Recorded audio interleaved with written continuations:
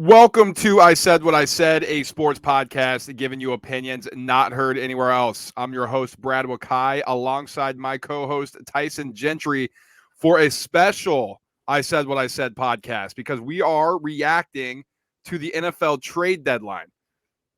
We'll have some overall thoughts at the end. The things that did happen, we'll kind of give you our initial thoughts and go through things here. But Tyson, it's one of those ones that we always get pumped up for. And then it just is like, well, it's over. This was a disappointing one, and it always is. Last year was like a super sellers market, I feel like, and we've touched on it a few times during our NFL episodes that it's just like nobody's separated enough to like there's true sellers, right? Because like the Cardinals stink, the Panthers stink, and everybody else thinks they're going to make the playoffs, right? The entire NFC South is really in it besides those Panthers. The whole AFC North is in it. That's a fourth of the league right there. There was just no real opportunity, and then I think the Broncos beating the Chiefs messed some things up for the trade deadline. Personally, Yeah, and so we'll get into our overall thoughts at the end of the episode here. Let's start by talking the big one, Chase Young to the 49ers. And I think there's a lot of mixed reactions that came out of it from both sides, right? Like immediately everybody sees Chase Young, 49ers. This team is just so good now. And I think their defensive line, yes, it's going to be really good. Are there still deficiencies going from D'Amico Ryans into what Steve Wilkes has done so far? I think you can see that. Overall, if we're grading the trade for the 49ers to get a caliber of a player like Chase Young for a third round draft pick in 2024, I think that's a chance you have to take if you're the Niners. And if you're the Washington Commanders, you are not going to give him a contract. You got him out of your building. Apparently, there's some things there, work ethic issues, not showing up ready to work, things like that, where they got back a third round draft pick when they're going through a rebuilding process. I think this is one of those trades that works for both parties.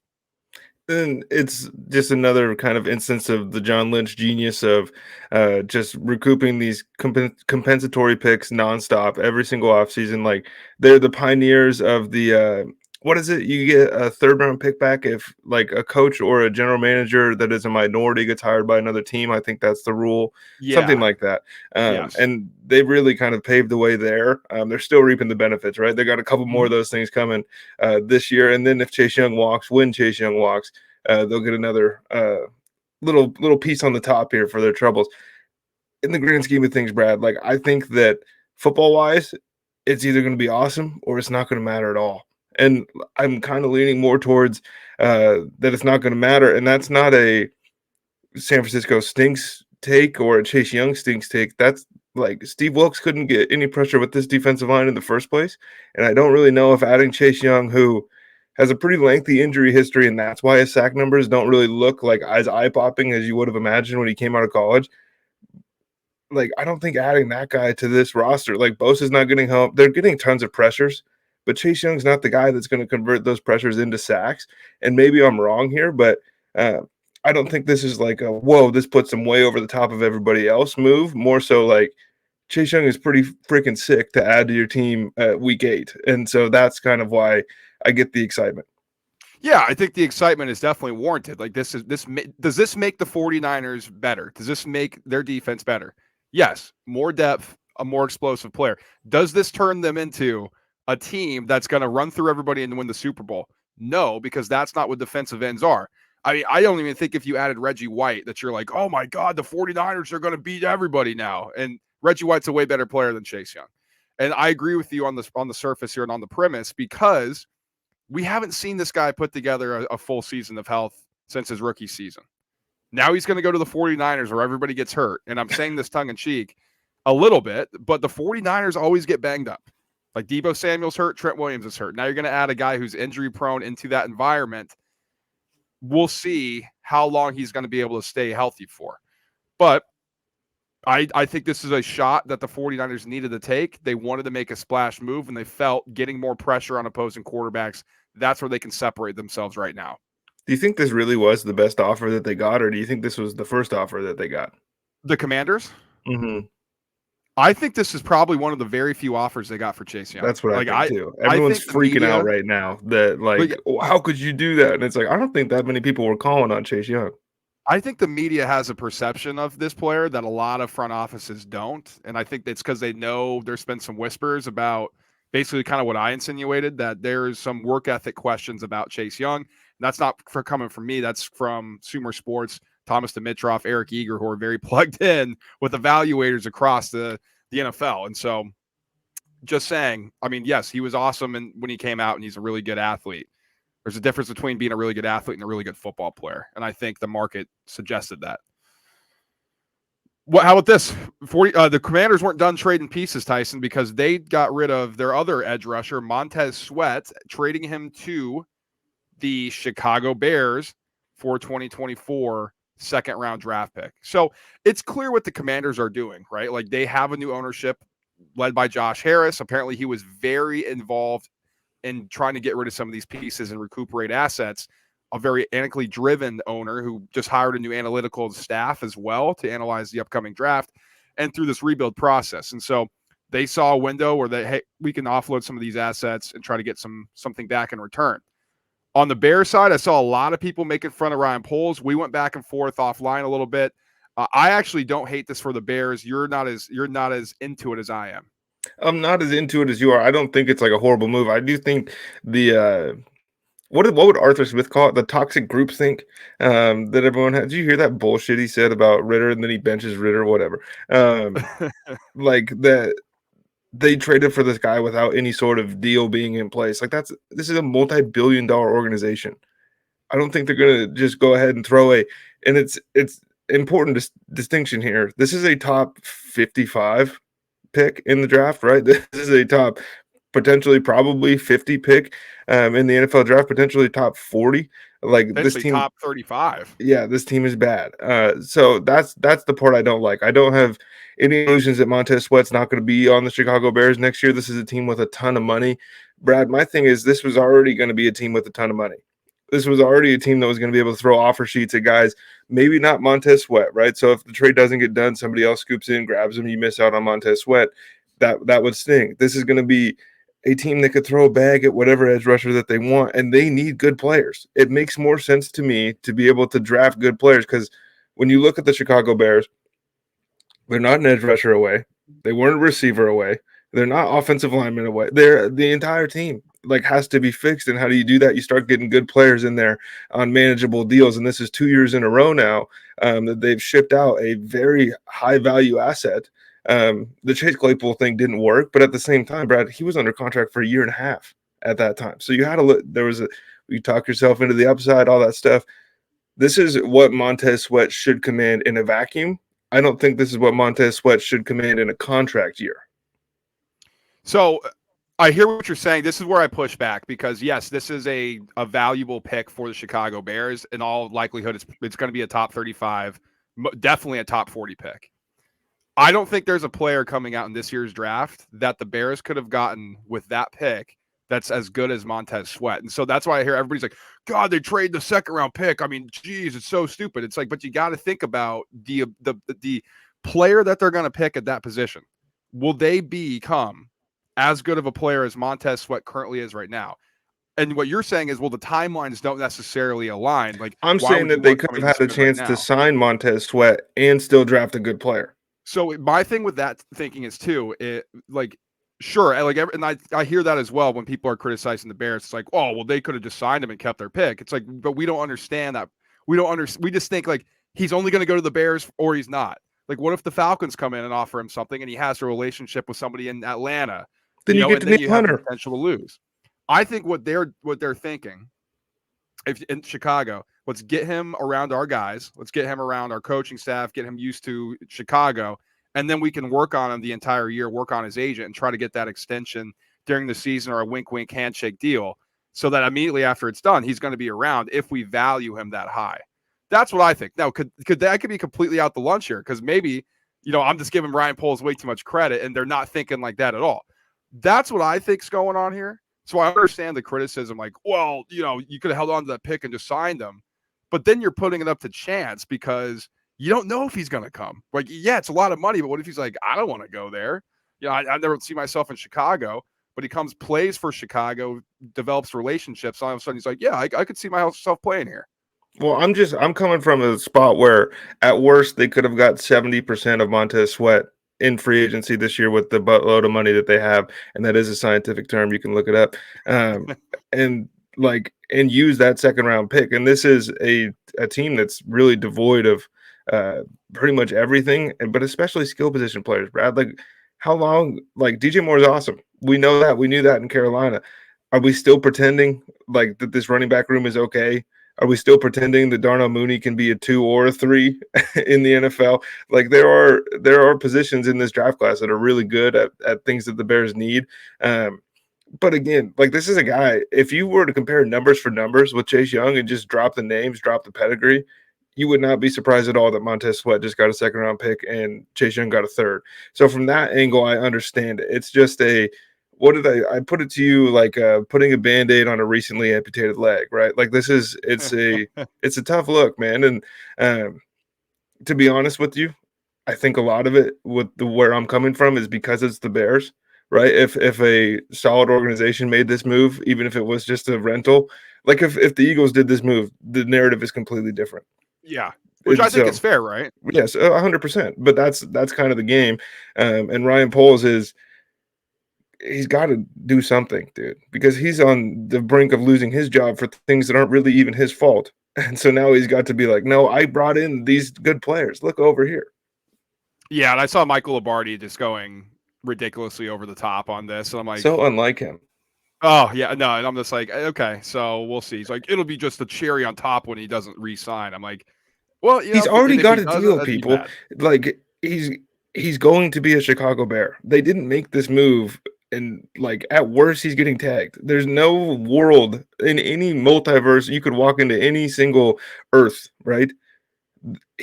Montez Sweat will be a Chicago Bear in every single one of them. Yeah. Now, what was interesting to me, Tyson, Josh Dobbs gets traded. Now, this comes off the news that Dobbs is going to be sat down in Arizona. I honestly think that made sense to me if I was Arizona. See what Clayton Tune has at least. Okay, thank you. We were serviceable with Josh Dobbs here. We got our win. We're not going to go, 0-17. So we got our win. We stayed competitive a little bit. We're able to do some evals on who we had in place. Okay, the wheels are falling off. We want the number 1 overall pick. Whether Kyler Murray comes back or not, let's take a look at Clayton Tune. So they were going to bench him anyway. Then the Vikings have Kirk Cousins tear his Achilles. And so they are in the need of staying afloat just to see what they can even do with this season. I think that's a mistake, but you don't have to give up much. They traded out a 2024 6th-round pick, and they received Josh Dobbs in a 2024 7th-round pick. So he really just kind of moved up one in the spot and got Josh Dobbs just in case you need to stay serviceable for the season. Getting a 6th-round pick for the Cards. Listen, you moved up around from a guy that you acquired early and got a victory from. I really think that was fine for them. Tyson, where I'm coming from with the Vikings, this makes 0 sense to me. Like I just don't know why you're giving up draft capital for a situation where your starting quarterback for his Achilles, Justin Jefferson's still on the IR, and then you drafted last year Jaron Hall. Like, why would you not see what he has? Like, this is a perfect time to evaluate. Well, we've seen Jaron Hall. We've watched a lot of BYU football. I actually was kind of excited to see what Jaron Hall was going to look like in the pros. I wondered if some of those like ridiculous decisions he made would go away because he's not like a bad player. It's just occasionally it's a go ball off, on the run off the back foot across his body, and it's like, all right, dude. But this trade makes some sense to me from the Vikings standpoint, Brad, because you want Justin Jefferson to still come back off IR. You don't want to stunt the growth of Jordan Addison, who's been playing out of his mind. T.J. Hawkinson is a guy you have under contract now for a while, and so maybe that's not as big of a need here or an issue. But I do think that like there's something to be said about kind of enticing your best player. Like, don't shut it down for the season. We're not throwing in the towel. You can come back here, and if the cost of that is only moving back, like let's be realistic, the cost is going to be moving back 20 picks, like not 32. They're not going to be picking exactly apart from each other here, and with all the comp picks and stuff, it gets convoluted. So maybe it'll be 50 here by the time that it happens. But I think for a low level move here for the Vikings, I understand that aspect of it. And then for the Cardinals, you said like this is thank you. You're not in our long-term plans at all. We will move up gladly around in the draft, and we wish you well. I hope Josh Dobbs gets a book written about him or something one day, because this has been the most insane 4-year stretch or whatever that a Oh quarterback's my ever God. had. So the Vikings themselves, is their goal to make the playoffs? Like, so No. let's go this. If you're in charge of the Vikings, is your goal to make the playoffs this year? If I was in charge of the Vikings, I would have shipped Kirk out 3 weeks ago. I don't want to mess around with this. Like, this is what happens. You have to be able to look in the mirror at some point. Yes, they were really lucky in one-score games last year. They were also really unlucky in one-score games to start this season. So I can see kind of how you can talk yourself into we're not as bad as the record shows, and they've kind of been on fire, right, the last Yeah, couple of weeks. right. But at the same time, like this was never a team. Like the ceiling was somehow winning the NFC North, and that dream died week 4, right? So to me, like maybe they're grasping at straws. It really feels like a let's not piss off our generational talent. That's my read on this. Yeah, I mean, I would have done things differently too. I think I would have tried to see if we could fleece the Jets because they seemed desperate, like really desperate. I felt like that was the perfect time to just be like, Kirk, come on, man, like you're going to get some money over there potentially, or from another team. But just to me, I mean, if I'm running this right now, this wouldn't have been. I'll put it this way: I wouldn't have made this trade. I just would have ran it with Jared Hall and just see what we have there. And if it's bad, it's bad. And then you put yourself in a much better position to, if you don't want to re-sign Kirk Cousins and you want to pair him with one of these quarterbacks coming out of the draft, you're in a much better position to be aggressive to move up or kind of catch one of the fallers in this draft where, somebody's going to fall. I mean, there's other players besides the quarterbacks that are going to get selected ahead of some of like these 4 good guys, I think. I don't think so. I think there's only the quarterbacks. That's all anybody's talked about now for the last, But 12 that's months. every draft, It's dude. so And crazy. it's every draft that all of a sudden it's 2 guys separate. It's 6 offensive linemen. We know Marvin Harrison Jr. There's going to be some edge rusher and some corners, It's so and then all funny. of a sudden everybody falls, right? But Like now it happens. Caleb can't play. Now Caleb can't play in Exactly. the NFL. Yeah. Yeah, so it's that's the only reason that any of these trades got made. Leonard Williams, another interesting one here, Tyson. I actually really like this for the Seahawks, and this was an aggressive move to go get a premier run stopper in this league. So they gave up, the Seahawks did a 2024 second and a 2025 fifth round pick to get Leonard Williams. So now the Seahawks, as we stand right now, they're first in their division after the 49ers lost 3 in a row. This was a win now move. Their defense right now is one of the best in the league since Jamal Adams has come back. Getting Leonard Williams here is a potential to make them, for the rest of the year, if everybody stays healthy, one of the top units in the NFL. So I think this is a no-brainer for them who looks at it and says, 49ers are banged up. They got question marks about Brock Purdy that we didn't think at the beginning. Let's go for it right now. And then if you're the Giants, you This is a have home to run. start recuperating. This This is is a a home home run. run. You get a second-round pick of this draft, and you get a 5th in the 2025 for a guy that's expiring, getting a little bit older, and it's not in your future plans. I mean, this is a great job by Joe Shane. Yeah, I have a different feel on this one than I do on the Montez Sweat to the Bears, just because of where the Seahawks are at in their season. And like I was gonna say this, I saved it when we were talking about Sweat. This kind of maybe was the going rate this year, right? Like maybe this is just how much edge rushers cost or defensive ends cost in this trade deadline, because it's not a static thing. Year over year values change, all that good stuff. If you're a Seattle Seahawks fan and you're looking for Leonard Williams to come in and bolster the pass rush, that's really not his deal. He's good. Like, he's a good player. He's a phenomenal, one of the best in the NFL at stopping the run, which is an area that, like, let's be real. That's where they were going to lose in the playoffs. Like, against most of these teams in the NFC, San Francisco's going to run the ball down your throat. Philly's going to run the ball down your throat. Detroit's going to try to run the ball down your throat. So you go out and you swing for the fences, right? This is let's try to hit a home run here. And I heard somebody say that John Schneider needs to block all area codes coming from New York, all phone calls. I don't think this is the Jamal Adams trade, Brad. I don't even understand how this could be. This is hey, nobody notices right now, but we're leading the division. We're kind of in a fight right now for the number 1 seed in the entire NFC. Let's go out and try to make this team better while we got it. Seattle 8th in the rush yards allowed with 96.9 on the season, but their last 3 they've given up over 100 on the ground, 109.3. So something that I think they want to clean up because they're the ones that practice and they're like, I don't know if this is getting better. Maybe we've gotten a little bit lucky. Some of the opponents, things change like that. So you might as well be aggressive. I just don't know how you can consider these guys getting fleeced. Like they're in a win I now don't mode. get They're it. paying Geno money. Like this is a good offense. This defense is performing above expectation. I think you have to make this move if you're the Seahawks. You have to be aggressive here. You have a chance to win your division. You're leading it right now. And I'd rather have Leonard Williams than Chase Young. I would too if I'm them as well. Finishing off here, we'll go through the rest of them. Rasul Douglas, cornerback from the Packers, traded to the Buffalo Bills. I think this is a huge win for the Bills to get him in the mix here. Didn't really have to give up much either, if we're being honest, Tyson. They gave up a 2024 third-round draft pick. It sounds high, but they also got back a 2024 fifth-round pick in addition to Douglas to address an area of need. I love this for the Bills. This has been an area of need for the Bills for a long time, like trying to find a corner opposite Trey White that is not only serviceable, but that is good. And I know this year we're not going to get to see that pairing. Trey White obviously out for the year here, but the Bills, like outside of that, have been getting killed. Like this is not a pass defense that was going to take this team to the Super Bowl. This is a pass defense that started out the year far and away the best pass defense in the league weeks 1 through 4. They have not only fallen back to earth, Brad, they've fallen through it. Like this pass defense was going to be the Achilles heel. And I mean, if you watch Packers games, Rasul Douglas is, I think, you can kill me if you want.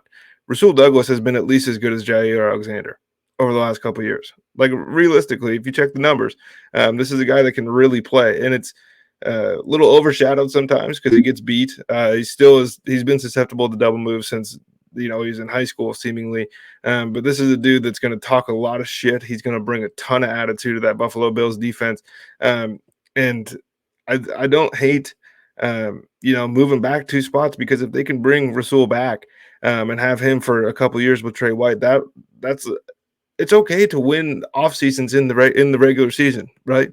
If Rasul Douglas isn't a number 1 corner, that's okay, because they've been looking for a number 2 corner for the better part of the last 5-6 years. Yeah, and just to put a more emphasis on your point here. So Buffalo, they're 10th in passing yards allowed in 2023 with 204 a game. But Tyson, over the last 3, it's gone up to 225.7. And now they're facing Joe Burrow against and the bums. Bengals. Yeah, and now they got some real teams coming in that they're going to have to face. And it's only going to get harder as they increase their level of competition. And then when you look forward into the playoffs, you're going to need somebody who can compete here, and you're not quite sure if Kaiir Elam is that guy, which they expected to be opposite here. That's a Florida DB thing. What is going on with the Florida defensive back? Outside of Chauncey Gardner-Johnson, are they all bust? Seems like it. Hargraves, bust. Yeah. Elam looks that way. Like, yeah, run through. It's not great. Not good. And I saw something, too, that Rasul Douglas has the most fourth quarter and overtime interceptions in the league since – I think it was 2018 or something like that, I forget the exact year, but impressive. And that's what the Bills have been missing, man. Like they've been missing a clutch performer on that defense, or else maybe we're talking about the Buffalo Bills as Super Bowl champs a couple years ago. So I think if you're the Bills, you're obviously not necessarily worried about a 3rd-round draft pick, and you get a 5th-round back in return, as well as getting a player that you want. I think this is a great trade for him. Other moves that happened here, Tyson, just to run through everything. Lions got Donovan Peoples-Jones, and so that's your boy here. I mean, not bad. He's awesome. Cleveland got a 2025 6th-round draft pick. Lions get another wide receiver and another weapon. Guy from the area. I think this works for both teams. Well, I'm blanking right now. Who did they try to trade for in the Denzel Mims? They try to send like this pick preseason for him. He fails his physical. They get the pick back. Marvin Jones just retired for family reasons. Is that right? Or at least left the team. Stepping away. Yeah. So he's going to fill that role. I read a lot of Jameson Williams' dead takes. They're not even going to really be playing the same role, regardless how you feel about Jameson Williams. That one was silly. And then Brad, not a bad week for my receivers, because this also unlocks our boy on the show, Cedric Tillman. Finally is kind of unburied from that Browns depth chart. We'll see what he has. But Donovan Peoples-Jones is going to give the Lions a big body, physical, I'm going to go get the football kind of wide receiver, which is, if you could point to one thing that this offense may be missing is like they don't have somebody you can just say F it and throw the football to. And not that Donovan Peoples-Jones is even in the upper echelon of those guys in the NFL, but he's damn sure better at it than anybody that Detroit had in the room. The Jacksonville Jaguars acquired Ezra Cleveland, an offensive lineman, offensive guard from the Minnesota Vikings. The Jaguars gave up a 6th-round draft pick in the 2024 draft. Nothing that's really going to blow you away here, but it's another stability piece. It's more depth for the Jags on their offensive line. Cleveland has been a very, very durable player over the years as well, misses very few starts. And they've kind of been quietly struggling on offensive line this year, the Jaguars. Last one of the day, or the last couple days. So the Falcons acquired Contavious Street from the Eagles, and also got a 2025 7th-round draft pick in the deal as well. The Eagles got a 2024 6th-round draft pick in this upcoming draft. And Contavious Street, from what we're hearing, was the guy that was probably on the chopping block when some of these practice squad guys, Julio Jones, have to get promoted to the active roster. So that's another case of unburying a guy from a depth chart. He's going to get to play in Atlanta. That's like Contavious Street's not a bad football player. He just happened to be on a defensive line with a bunch of guys who are really good at the same position he plays. So let's get into the overall thoughts on that side of the way, because Tyson, we teased it at the top. Every single year we come into this and we expect teams to make trades because we expect things to be like fantasy football and we expect things to be like Madden. Where the reality is that's not the situation here. Not only do regimes value the players that they have on their team, we got to think about locker room relationships. We got to think about vibes, just for it to dumb it down a little bit. Like if you're trading that guy, not only am I not safe, are we tanking the season? Like, why am I showing up for work? So you got to be very mindful of that, as well as teams really, really value their draft picks, like really value them. And so when you're saying, well, just throw this out there and can get this guy. Well, how do you know this guy's not hurt in a couple seasons? He's on his way out. And then the guy that you would have taken at that spot is the next guy you just gave up or you just acquired. So I think we have to think about that every single year before we come in it, because Adam Schefter tweets out, Tyson, these are the players not moved and are staying put. And, these are all the names everybody's throwing around. List the NFL. Devontae Adams, Brian Burns, Saquon Barkley, Daniil Hunter, Derrick Henry, Jerry Jeudy, Pat Surtain, Cortland Sutton, Mike Evans, T. Higgins, DeAndre Hopkins, Hunter Renfrow, Jacoby Brissett, Carl Lawson. And I'm like, on what earth are any of those players being moved by their organizations? It's the NBA that does it to us, Brad, because the NBA teams don't give a shit about their picks. If they think they're going to be good for 2 years, they'll trade you something 10 years down the line. It doesn't matter. Who cares, right? We're not even going to be around to see it. It doesn't affect us. Look, in a sport where the greatest of all time was drafted 199th, and like half the Hall of Fame is drafted beyond the 3rd round, it's a little bit harder to convince some of these general managers to throw these picks away. The percentages are going to bear out that most of the guys you get in the 3rd, the 4th, the 5th, the 6th, and the 7th aren't going to be able to play at the level you want to be able to play at. But it's the fact that every single season, without fail, there's multiple guys from these deep rounds, from undrafted guys that are making legitimate impacts on these teams. In the NBA, the greatest of all times picked 3, and the second greatest of all times picked 1, and the third greatest is 1, and you run down the list, and we know who's good in the NBA by the time they're 16. You don't know who's good coming into the NFL draft really until some of these guys are 25, right? Like you pick a tight end hoping one day this guy's going to develop into who you think he's going to be. And the other part is, dude, the player pool is huge. Like it's insane to think. I bet you the Raiders got more calls on Jacoby Myers over the last couple of weeks than they did on Devontae Adams. I'm being serious. And everybody wants to, because we're so hyper focused on stars, and right. Stars are stars for a reason. They don't go anywhere. They're there to put butts in seats, man. We want the fringe guys that we can really add to our roster. It's how many stars have even been traded in the last decade in the NFL on deadline day, right? Like it happens, but it's not on deadline day. And because everybody's making a big deal about Chase Young, right? Like, oh my God, that was the big one that moved. Chase Young isn't even a top 15 edge rusher in this league. He wasn't even a top 2 on his old team. Yeah. And so I think putting that in perspective, and so when Schefter tweets this list out, and obviously it's putting things in perspective, I think that's what he's doing. Like, these were the guys who were in the rumors, right? Like, Daniil Hunter, like, why would the Vikings trade Daniil Hunter? Honestly, like right now, what is the purpose of that? Why would the Broncos trade Pat Surtain? Like I heard that rumor the entire time. Why would they want to be good? Why would you trade the best corner in the league? And like you said with Devontae Adams, okay, so what's it going to take to trade or to get Devontae Adams? Because if I'm the Raiders, there's no way I'm not getting a first or second back for Devontae Adams, and there's really nobody who's going to be giving up a first or a second for half a season of Devontae Adams. Like, Right, and then pay the contract afterwards. It's like because the signing bonus is gone, so that's an important part of the NFL. Because people talk about these contracts, and for some reason, I don't know if you've noticed this, all the hyperlinks are always to the pre-June 1st like dead cap numbers that yeah, don't it's mean annoying. anything. So the contract's not as huge of a deal, but like you're still talking yourself into, oh, I wasn't going to use that $14.5 million anyways. Like that's fine. Like it's Yeah.